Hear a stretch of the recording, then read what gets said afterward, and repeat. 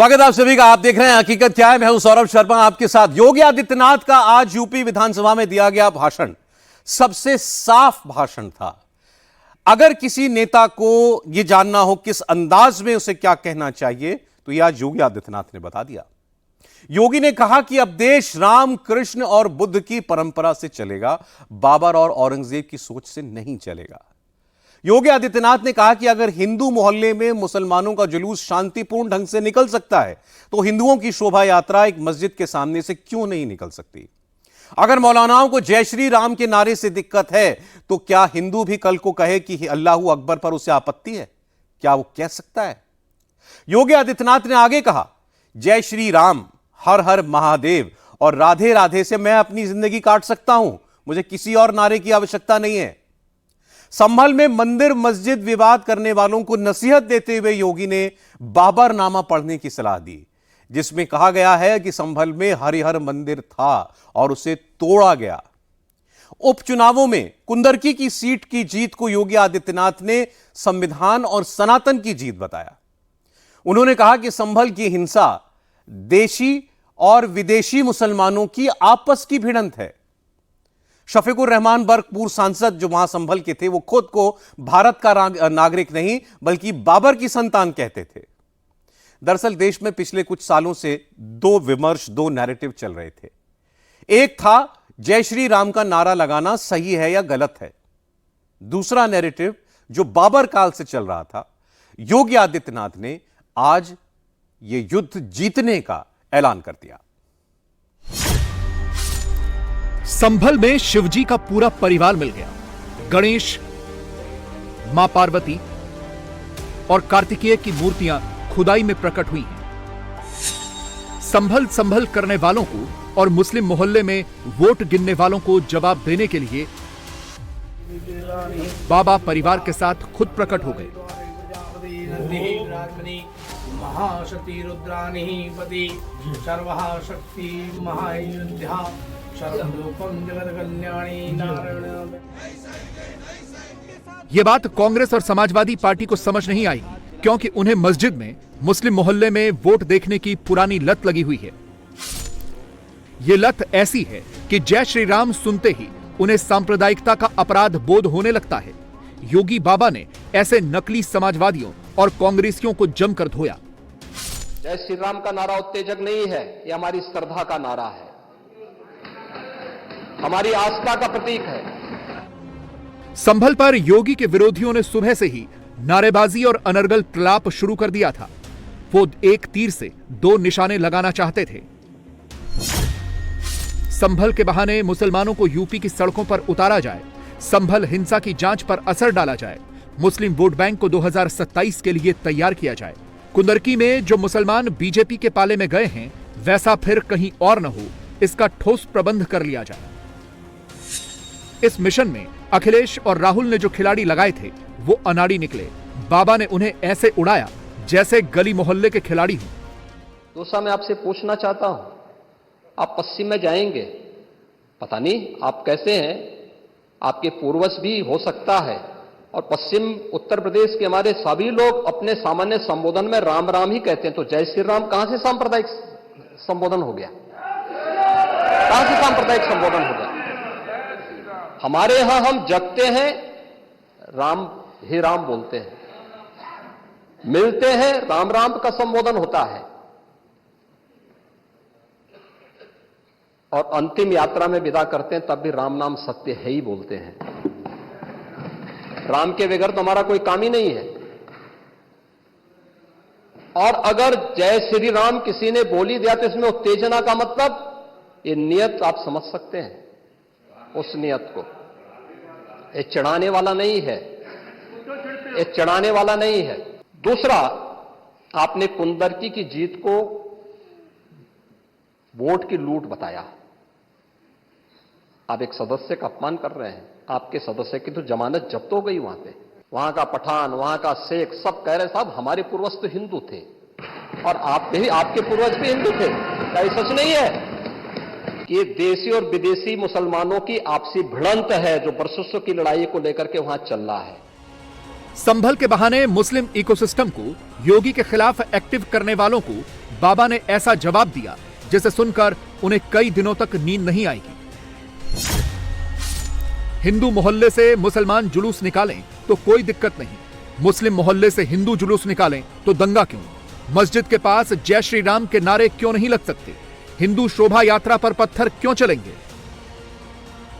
दरअसल विरोधी बहराइच और संभल दंगे पर सरकार को घेरने की खिचड़ी पका रहे थे, लेकिन बाबा ने क्लियर कट बता दिया, यह कांग्रेस का राज नहीं है, यह अखिलेश यादव की सरकार नहीं है, यह योगी आदित्यनाथ की सरकार है।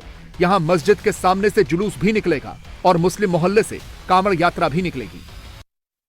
आखिर ये कहां लिखा है संविधान में कि किसी मुस्लिम बाहुल्य क्षेत्र में हिंदू शोभा यात्रा नहीं निकल सकती?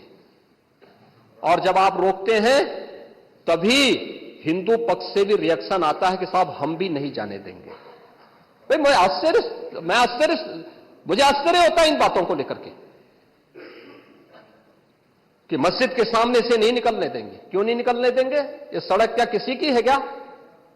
ये सार्वजनिक मार्ग है, कैसे आप रोक सकते हैं? परंपरागत बहराइच में भी परंपरागत जुलूस था। ये कहना कि उत्तेजक नारे लगाए जा रहे थे, जय श्री राम का नारा उत्तेजक नहीं है, यह हमारी श्रद्धा का नारा है,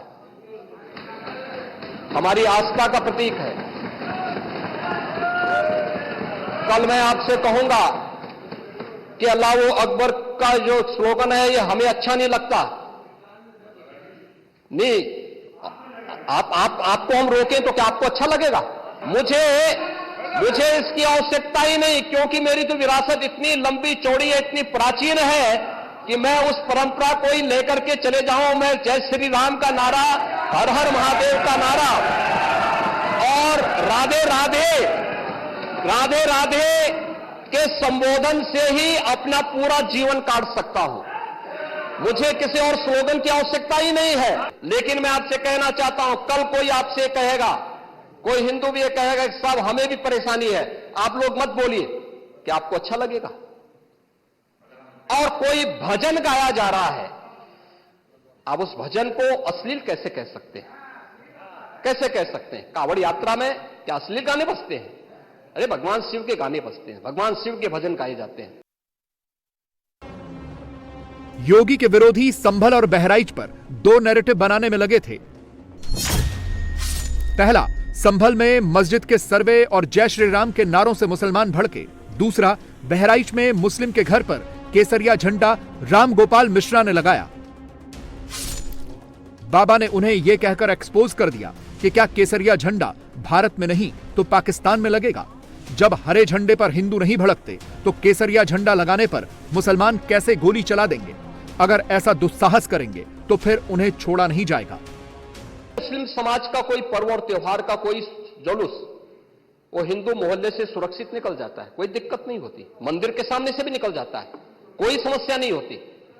लेकिन इस समस्या केवल वहीं पे क्यों खड़ी होती है जब कोई हिंदू शोभा यात्रा किसी मस्जिद के सामने से, किसी मुस्लिम बाहुल्य क्षेत्र से निकलती है, तब क्यों तनाव पैदा हो जाता है? झंडा लगाने में क्या समस्या आ रही है? क्या भारत की धरती पे केसरिया झंडा नहीं लग सकता? क्यों नहीं लग सकता? क्यों नहीं लग सकता? मैं यही पूछना चाहता हूं, आखिर ये दंगे क्यों किए जाते हैं? मैं पूछना चाहता हूं कि हिंदू मोहल्ले से और हिंदू मंदिर के सामने से मुस्लिम जुलूस निकल सकता है, तो मुस्लिम मोहल्ले और मस्जिद के सामने से कोई हिंदू शोभा यात्रा क्यों नहीं निकल सकती? क्यों नहीं निकल सकती? बाबा ने संभल संभल चिल्लाने वालों का असली दर्द भी आज सरेआम कर दिया। लोकसभा में राहुल अखिलेश ने खूब खटाखट किया था। उपचुनाव आते आते खटाखट की हकीकत लोगों को पता चल गई, लिहाजा 5 महीने में यूपी की जनता ने उन्हें सफाचट कर दिया। अखिलेश यादव को सबसे बड़ी पीड़ा कुंदरकी की हार की वजह से हुई। उनका मुस्लिम वोट बैंक खिसक गया। लड़ाई विदेशी बनाम देसी मुसलमान पर आ गई। इकबाल महमूद, जो खुद पठान मुसलमान हैं और जिनका तुर्क मुसलमान बर्क से पुराना झगड़ा है, वो इस बात को स्वीकार करने के बजाय संभल पर वही कहानी सुना रहे हैं जो अखिलेश और पूरा विपक्ष सुनाता है। उन्होंने जय श्री राम के नारे लगाए, जिससे समाजवादी पार्टी नहीं पूरा संभल इसके ऊपर आक्रोशित हो गया, मगर फिर भी शांत रहे तो चले गए। लखनऊ से आदेश हो गया कि नहीं, 24 को ही कराना है। 24 को क्यों कराना है? क्योंकि 23 के अंदर रिजल्ट आया। 23 के अंदर रिजल्ट आया कुंदरकी विधानसभा का।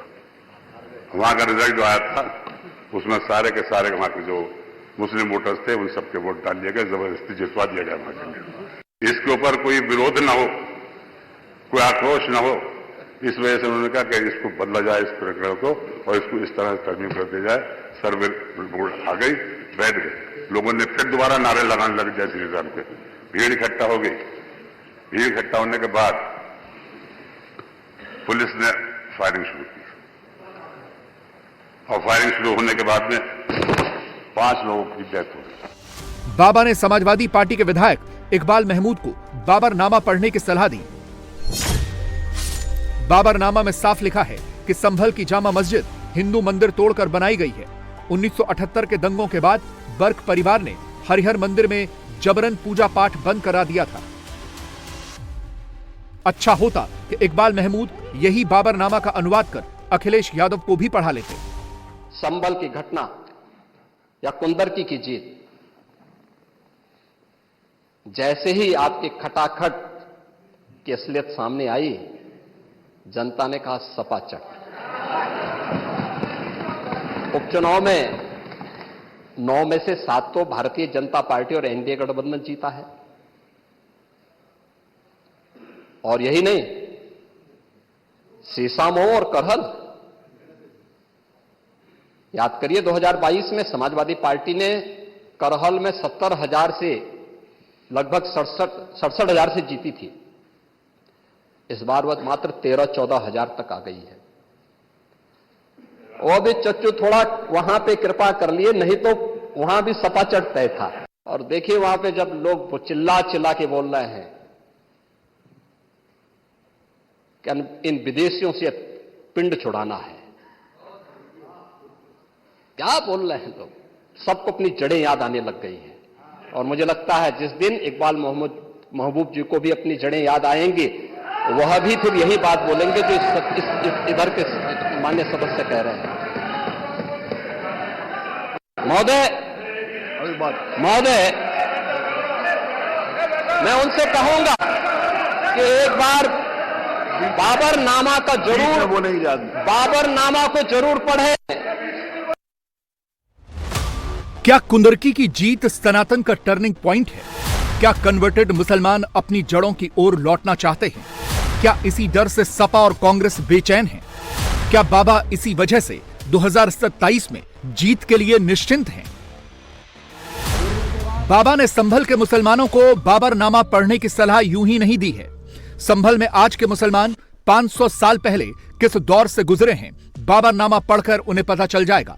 हरिहर मंदिर और जामा मस्जिद का सच सामने आ जाएगा। जब इस पीढ़ी का सच से सामना होगा तो क्या वो अपनी जड़ों की ओर नहीं लौटेंगे जैसे कुंदरकी के लोग लौट आए हैं?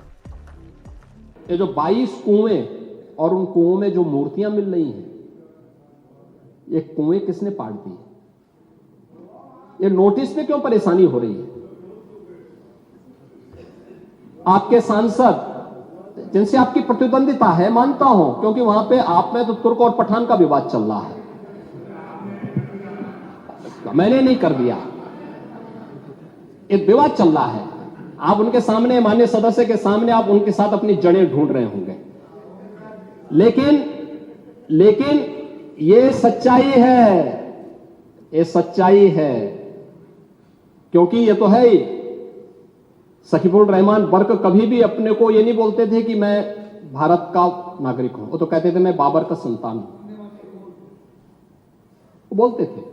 आप भी मानते हो किस बात को?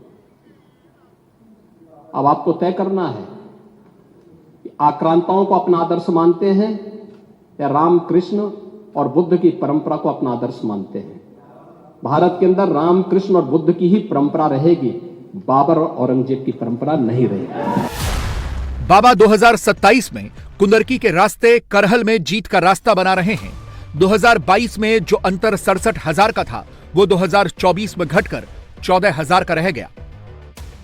मुझे लगता है आपने बाबरनामा पढ़ा होता तो आप मुझसे बहस करते ही नहीं, जिसमें स्वयं मीर बाकी के द्वारा हरिहर मंदिर तोड़ने का जिक्र किया गया है। क्या बात करते हैं आप।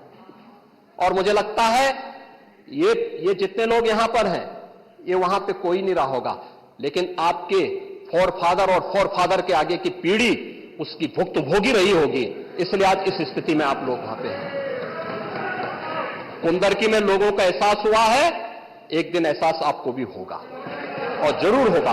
और इसीलिए मैं आपसे कहना चाहूंगा कि ये सनातन की जीत है, जो कुंदरकी की जीत है, ये भारत की वास्तविक जीत है, ये भारत के संविधान की जीत है, जो कुंदरकी, कटहरी, खैर, गाजियाबाद, मीरापुर, फूलपुर, मझवा यहां पे हुई है। ये वास्तव में यही है भारत के संविधान। उत्तर प्रदेश अकेला राज्य है जिसने बुलडोजर की कार्रवाई को अक्षरशः सुप्रीम कोर्ट की इस गाइडलाइन के अनुसार अंजाम दिया है। योगी सनातन मार्ग से 80% हिंदू जोड़ चुके हैं। कुंदरकी के रास्ते 20% मुस्लिम में बड़ा चंक तोड़ चुके हैं। यूपी में 2027 में विधानसभा चुनाव है। 143 सीटों पर मुस्लिम वोटर असरदार हैं। 73 सीटों पर मुस्लिम आबादी 30% से ज्यादा है। 70 सीटों पर मुस्लिम आबादी 20 से 30% के बीच है। मुरादाबाद और रामपुर में मुस्लिम आबादी 50% से ज्यादा है।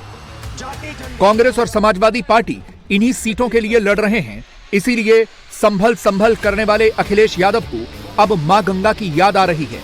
और मां गंगा, आखिरी मां गंगा और कुंभ का स्थान हमारे धर्म में बहुत बड़ा है। और मुझे खुशी है इस बात की कि जिस क्षेत्र से मैं चुन करके आता हूं, महादानी सम्राट हर्षवर्धन, उन्होंने ही इस परंपरा को आगे बढ़ाया था। और महादानी सम्राट हर्षवर्धन जब कभी भी प्रयागराज जाते थे, वो स्नान के साथ दान करते थे। लेकिन आज का समय देखिए आप, न स्नान हुआ न दान हुआ। ऐसा नहीं है कि अचानक से अखिलेश यादव का सनातन प्रेम जाग उठा है। राहुल प्रियंका की तरह मंदिर दर्शन वो चुनावों में ही करते हैं। संभल में 46 साल पुराने मंदिर पर बयान देकर अखिलेश फिर सेल्फ गोल कर बैठे। इस तरह की ड्राइव कहीं आप उत्तर प्रदेश में कर दो, देश में कर दो, कि बहुत सी चीजें आपको मिल जाएंगी। इसीलिए मैंने कहा, और कई बार मैंने आपके माध्यम से कहा, कि हम लोग खोदने वाले लोग नहीं हैं। इतिहास को, जिन इतिहास के पन्नों में कुछ खराब चीजें नहीं खोदना चाहते हैं। हम लोग नए रास्ते खोजने वाले लोग हैं। और जिनको अपने भविष्य के बारे में नहीं पता कि भविष्य क्या होगा, भविष्य में क्या बदलाव चाहते हैं, वो इतिहास में ही हमेशा रहते हैं। हम लोग भविष्य बनाना चाहते हैं। संभल के मुसलमानों को भी बाबा ने साफ बता दिया कि सियासत के फेर में मत फंसो। अगर गलत नहीं किया तो कोई बाल बांका नहीं कर पाएगा। एक भी निर्दोष नहीं जाएगा। जितने भी विजुअल्स होंगे उसके वीडियो फुटेज हैं, गोली चलाते हुए, कट्टा लहराते हुए, तलाशी के दौरान पत्थरबाजी करते हुए, घरों के छतों के ऊपर जो पत्थर रखे गए हैं, ये सारी विजुअल्स हमारे पास हैं और उसके अनुरूप ही कार्रवाई होगी। हां, ये जरूर आश्वस्त करते हैं, कोई निर्दोष के खिलाफ कोई कार्रवाई नहीं होने वाली। अब तक नहीं हुई है, आगे भी नहीं होगी। लेकिन कोई दोषी होगा, उसको कोई बचा भी नहीं पाएगा। यह भी मैं इस सदन के माध्यम से पूरे प्रदेश के अंदर बहुत स्पष्टता के साथ कहना चाहूंगा कि सरकार की जीरो टॉलरेंस की नीति पहले दिन से है। अपराध और अपराधियों के प्रति, दंगों और दंगाइयों के प्रति वही जीरो टॉलरेंस की नीति के साथ सरकार कार्य करेगी। इन दोनों मामलों में अगर गलत किया है तो फिर कोई माई का लाल बचा भी नहीं पाएगा। आखिर ये कहां लिखा है संविधान में कि किसी मुस्लिम बाहुल्य क्षेत्र में हिंदू शोभा यात्रा नहीं निकल सकती? और जब आप रोकते हैं तभी हिंदू पक्ष से भी रिएक्शन आता है कि साहब हम भी नहीं जाने देंगे। भाई मुझे आश्चर्य होता है इन बातों को लेकर के कि मस्जिद के सामने से नहीं निकलने देंगे। क्यों नहीं निकलने देंगे? ये सड़क क्या किसी की है क्या? ये सार्वजनिक मार्ग है, कैसे आप रोक सकते हैं? परंपरागत बहराइच में भी वो परंपरागत जुलूस था। बटेंगे तो कटेंगे को नेगेटिव नारा बताने वाले अखिलेश को बाबा ने फिर इसी नारे से जवाब दिया। 2017 से पहले लखनऊ में अक्सर शिया सुन्नी दंगा होता था, अब क्यों नहीं होता? क्योंकि बांटने और काटने वाली पॉलिटिक्स को यूपी ने गुड बाय कह दिया है।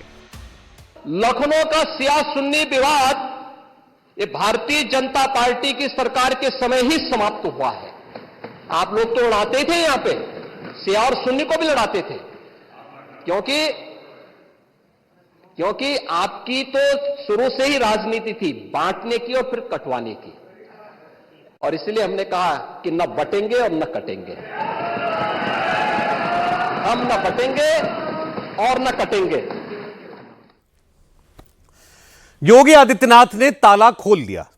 46 साल पहले संभल में जो ताले बंद कर दिए गए थे, 46 साल पहले संभल के जिन मंदिरों के कपाट लगा दिए गए थे, 46 बरस पहले संभल में जो कुएं पाट दिए गए थे, जिन मूर्तियों को तोड़कर कुएं में फेंक दिया गया था, योगी ने वो सारे ताले एक ही चाबी से खोल दिए।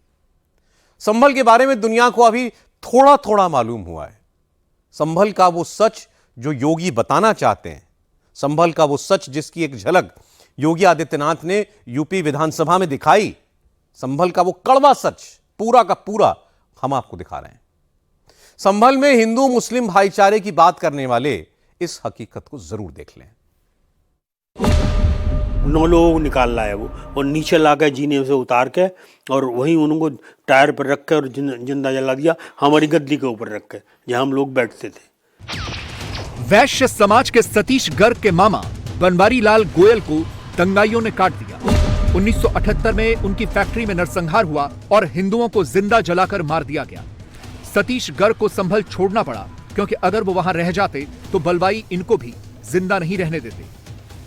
संभल तो अब बिल्कुल बर्बाद हो गया है। संभल में तो अब कुछ नहीं है। संभल में तो हिंदुओं के लिए संभल तो बिल्कुल ऐसा हो गया है कि मतलब वहाँ अगर आप जाओ तो पता ही नहीं लगता कि वहाँ मतलब मुसलमानों के अलावा कुछ और कुछ है वहाँ पे। धोबी समाज के कमल दिवाकर का घर मुस्लिम मोहल्ले में था। दंगा हुआ तो कमल दिवाकर का परिवार भी भाग गया, क्योंकि अगर वो पुराने घर में रह जाते तो निश्चित ही मारे जाते। जो मुस्लिम समाज के लोगों के पीछे से हमारे घरों पर आक्रमण कर दिया था, हमारे घरों में आग भी लगा दी थी, तो डर का माहौल था, भय था बहुत, क्योंकि सिस्टर वगैरह और बहन बेटियों का सुरक्षित नहीं थी। तो इसलिए हमने यहाँ से पलायन करके मोहल्ला कोटपुरी में अपना मकान बनाया है। संभल के संजय गुप्ता ने यहां का हर दंगा देखा है। 78 का दंगा, 80 का दंगा, 82 का दंगा, 86 का दंगा, 90 का दंगा, 92 का दंगा। संभल के हर दंगे में हिंदू ही मारे गए। पूरा मार्केट में हम लोग ही हैं हिंदू, और चारों तरफ से ये लोग होते हैं, तो कोई भी झगड़े की स्थिति में हमें नहीं लगता कि हम लोग बच पाएंगे, सरवाइव करेंगे। पुलिस प्रशासन चाह कर भी कुछ नहीं कर सकता, कुछ नहीं कर पाएगा। वो जब तक आएंगे तब तक तो बहुत कुछ हैपन हो चुकेगा। ज्ञानेश गुप्ता ने भी मजबूरी में संभल छोड़ा, क्योंकि मुसलमान उनको पूजा पाठ नहीं करने देते थे। 2008 की जनवरी में कुआं पूजन बड़े बेटे का मेरा वहीं हुआ। 2009 में मेरा दूसरा बेटा हुआ था जून में, तो उसका कुआं पूजन हम करने गए तो इस समुदाय ने जो है हमें पूजन नहीं करने दिया। विमलेश गुप्ता की कहानी भी सेम टू सेम है। मुसलमानों के डर से इन्होंने भी संभल छोड़ दिया। बच्चे अगर कहीं बाजार में जाते हैं तो वहाँ छेड़खानियाँ, तरह तरह की चीटाकसी, इस तरीके के बहुत भद्दे कमेंट्स करना, इस तरीके की बहुत ज़्यादा बातें पड़ गई थी। संभल के दंगों का सच, संभल की मुस्लिम मेजोरिटेरियन सोसाइटी में हिंदुओं की प्रताड़ना का सच, संभल में हिंदुओं के नरसंहार का सच, संभल में हिंदू मंदिरों पर कब्जा करने और देवताओं की मूर्तियों को खंडित कर देने का सच। यह सच इतना काला है कि कोई इनको देखना नहीं चाहता। मुसलमान इन पर पर्दा डाल देते हैं और हिंदू इनकी तरफ से आंखें फेर लेते हैं। यूपी के मुख्यमंत्री योगी आदित्यनाथ ने उसी सच पर पड़े पर्दे को हटा दिया है। वहां पर 1978 में जो दंगा हुआ था, महोदय, किस प्रकार की स्थिति थी? एक वैश्य जिसने सबको उधार दे रखा था पैसा, और उस बात को मानता था कि साहब मैं तो सबको पैसा देता हूं, मेरे यहां तो सब व्यवसाय के साथ जुड़े हुए हैं। अगल बगल के हिंदू दंगा होने के बाद उनके घर में इकट्ठे होते हैं। इकट्ठा होने के बाद उनको घेर लिया जाता है।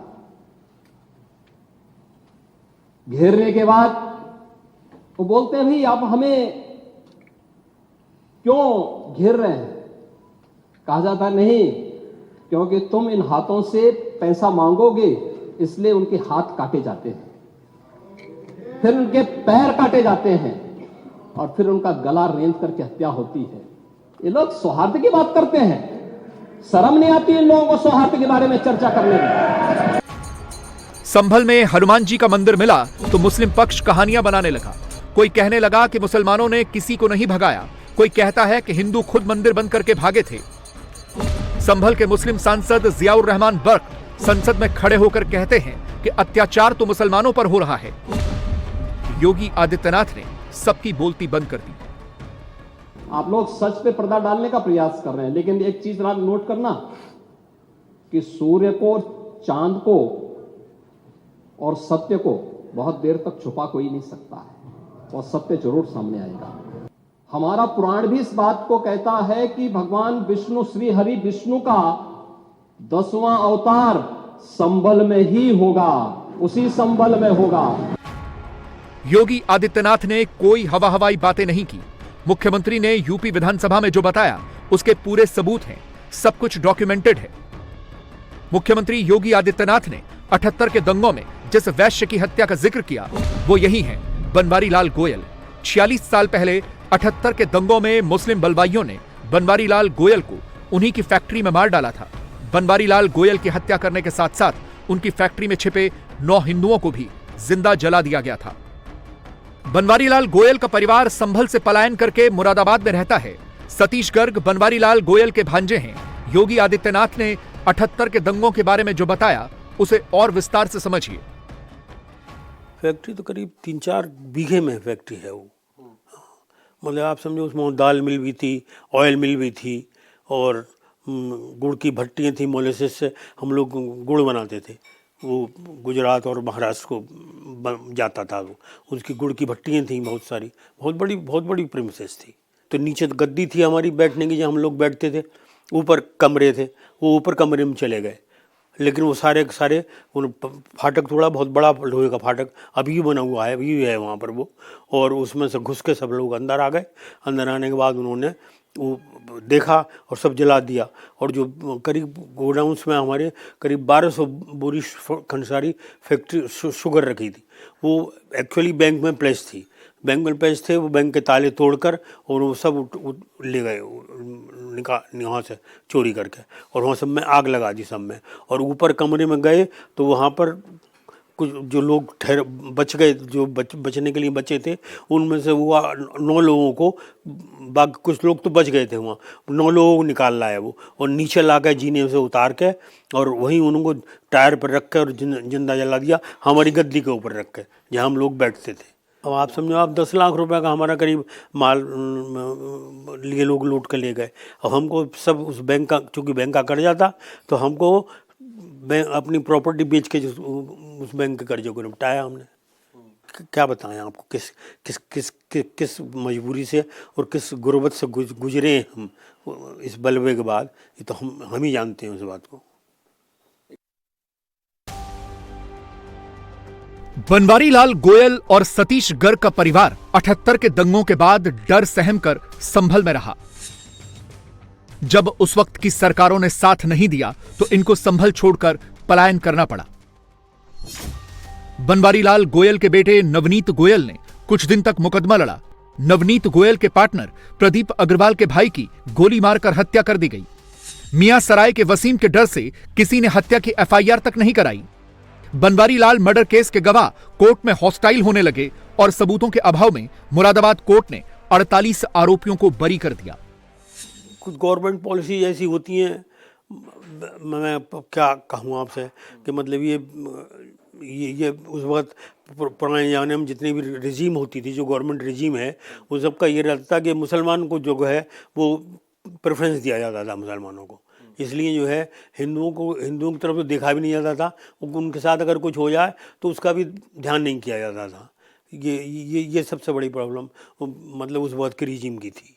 हिंदू तो कुछ कर नहीं सकते, हिंदुओं में तो मतलब ये करने का कुछ बलवा जज्बा रहता नहीं कि वही हमको उसको अपोज करें किस तरह का। यही कमजोरी है हिंदुओं की। संभल में 1978 का वो दंगा कैसा था, सच जानकर सिहर जाएंगे आप। संभल के सब्जी मंडी इलाके में 24 हिंदुओं को काटा गया, फिर गन्ने की खोई और पुराने टायर के ढेर बनाकर 24 लाशों को एक साथ जला दिया गया। आसपास के मुस्लिम बहुल इलाकों के हिंदुओं ने बनवारी लाल गोयल के फड़ में शरण ली थी। फड़ का फाटक ट्रैक्टर लगाकर तोड़ा गया, फिर नरसंहार किया गया। फड़ में नरसंहार होने के बाद वापस अपने गांव लौट रहे हिंदुओं को रास्ते में काटा गया। 29 मार्च 1978 को एक ही दिन संभल में 184 हिंदुओं का कत्लेआम हुआ और एक भी मुसलमान नहीं मारा गया। 1978 का तो आपको झगड़ा पता ही होगा, वहाँ पर कितने लोगों को मार दिया गया। और एक ही स्थान पर मैं समझता हूँ 80-100 लोग से ज़्यादा मारे थे मुरारी लाल जी की फड़ पर। वहाँ उस समय डीएम भी मुस्लिम थे, फरहत अली थे, तो उन्होंने आखिर तक कोई आदेश नहीं दिया। कर्फ्यू भी 2 दिन मतलब अगले दिन सुबह तक ही लग पाया था। इस बीच में मारकाट लगी रही। अभी भी ये है कि असुरक्षा की तो आप अभी जो हमारे यहाँ संभल में जामा मस्जिद का प्रकरण हुआ है, आप देखिए कि टिड्डी दल की तरह से वो लोग एकदम से इकट्ठा होते हैं और घेर लेते हैं। पुलिस भी वहाँ पर अगर पूरी व्यवस्थाएं नहीं होती तो मैं समझता उस दिन भी बहुत बड़ा बवाल होने वाला था। और क्या है, यही सबसे बड़ी सुरक्षा का विषय है। हम अभी अपने परिवार के बच्चे, पूरा मार्केट में हम लोग ही हैं हिंदू, और चारों तरफ से ये लोग होते हैं, तो कोई भी झगड़े की स्थिति में हमें नहीं लगता कि हम लोग बच पाएंगे, सर्वाइव करेंगे। संजय गुप्ता के पिताजी संभल में किराने की दुकान करते थे। दंगाइयों ने उनकी दुकान लूट ली और फिर उसमें आग लगा दी। संजय गुप्ता को भी संभल से पलायन करके मुरादाबाद जाना पड़ा। संभल में 1978 का वही दंगा था जब सांसद शफीकुर रहमान बर्क की शह पर मुसलमानों ने हरिहर मंदिर में हिंदुओं का प्रवेश बंद करा दिया था। 1978 से पहले शाही जामा मस्जिद परिसर के बीच में एक हवन कुंड था जिसके चारों ओर बैठकर हिंदू कीर्तन करते थे। 78 के बाद उस हवन कुंड को वजू खाना बना दिया गया और मुसलमान वहां कुल्ला करने लगे। शाही जामा मस्जिद के पास कुआं था जहां हिंदू कुआं पूजन करते थे। 78 के दंगों के बाद शफीकुर रहमान बर्क ने कुआं पूजन भी बंद करा दिया। संभल में हनुमान जी और शिवजी का मंदिर मिला तो मुस्लिम पक्ष के पास कहने को कुछ नहीं बचा। आखिर जब सबूत सामने हो तो कोई कितना झूठ बोलेगा। लेकिन दूसरे पक्ष की बेशर्मी कम नहीं हुई। उन्होंने यह कहना शुरू कर दिया है कि हिंदुओं ने खुद अपना मंदिर छोड़ा और खंडित मूर्तियों को कुएं में फेंका। संभल में जो हिंदू बच गए हैं वो इस झूठ का पर्दाफाश कर रहे हैं। मंदिर तो हम जन्म से हमें मेरी उम्र 82 साल है जब से मंदिर देख रही हूँ। किसका मंदिर है ये? भगवान शंकर का मंदिर है। अच्छा। और हमारे ये कुलगुरु का मंदिर है। 78 के बाद यहाँ कोई आबादी हमारी रही नहीं, हम लोग सब पलायन कर गए थे। कुछ लोग दुबरा कॉलोनी चले गए, कुछ मोहल्ला ढेर में चले गए। तो यहाँ से जब लोग चले गए तो फिर हम लोग ने मंदिर की देखभाल कर नहीं पाए। अकेला कोई पुजारी यहाँ टिकता नहीं था, पुजारी नहीं रह पाता था। हम पुजारी की नियुक्ति चाहते थे, एक पुजारी आके आरती वगैरह कर ले। पीछे कुआं है वो कब पाट दिया। सोचिए, जिसने परिवार के लोगों की लाशें देखी हैं वो उस शहर में कैसे रहेगा? जिसकी दुकान बंद करा दी गई वो खाली बैठकर क्या करेगा? जिस मंदिर पर कब्जा करने की नियत हो वहां का पुजारी मंदिर को कब तक बचा लेगा? आजादी के बाद से संभल में छोटे बड़े 15 दंगे हुए जिनमें 209 हिंदुओं की मौत हुई। इन दंगों में 4 मुसलमान मारे गए और संभल में कुल 73 दिनों तक कर्फ्यू लगा रहा। 1978 के बाद भी संभल में 7 बार दंगे हुए। 1980 में ईदगाह में प्रतिबंधित जानवर घुस जाने पर दंगा भड़का, एक हिंदू मारा गया। 1982 में गुइयांवाली गली में हरिशंकर रस्तोगी की गोली मारकर हत्या कर दी गई। 1986 में प्रदीप रस्तोगी, भगवत शरण रस्तोगी, सीताराम और ओमी शंकर की हत्या कर दी गई। 1990 में अयोध्या में श्री राम जन्मभूमि पर शिलान्यास के खिलाफ संभल में दंगा हुआ। 1992 में बाबरी मस्जिद विध्वंस के बाद संभल में दंगा भड़का तो 5 हिंदू और 2 मुसलमानों की मौत हुई। 8 दिनों तक कर्फ्यू लगा रहा। 1995 में 2 मार्च को रुकनुद्दीन सराय और मंडी सराय में 2 हिंदू मार दिए गए। 2019 में सीए एनआरसी के खिलाफ संभल में पथराव और आगजनी हुई, जिसमें 2 मुसलमानों की मौत हुई। 6 दिनों तक बाजार बंद रहे। 24 नवंबर 2024 को जो बलवा हुआ वो 8वां था। संभल में जब भी दंगा होता है तो रस्तोगी बनिया जरूर मारे जाते हैं। रस्तोगी बनिया हिंदू मुसलमान सबको उधारी देते थे। मुसलमानों को उधार न चुकाना पड़े, इसलिए सबसे पहले वही टारगेट बनते। दंगे की एफआईआर कराने में हिंदुओं के साथ भेदभाव होता था। मुसलमानों की रिपोर्ट लिख ली जाती, हिंदुओं की रिपोर्ट नहीं लिखी जाती। दंगों के दौरान हिंदू लड़कियों के साथ जोर जबरदस्ती आम बात थी। मुस्लिम पक्ष कहता है कि योगी की सरकार ने संभल को डिस्टेबलाइज कर दिया है। मैं उस संभल की सरजमी से आता हूं जहां पर 15 दिन पहले एक संविधान को कमजोर करने का काम किया गया। वहां पे जिस प्रकार से 5 मजलूमों की जान ले ली गई, जिस तरह से 30 से ज्यादा लोगों को गोली मारकर घायल कर दिया गया और 27 से 50 से ज्यादा लोगों के खिलाफ मुकदमा दर्ज किया गया।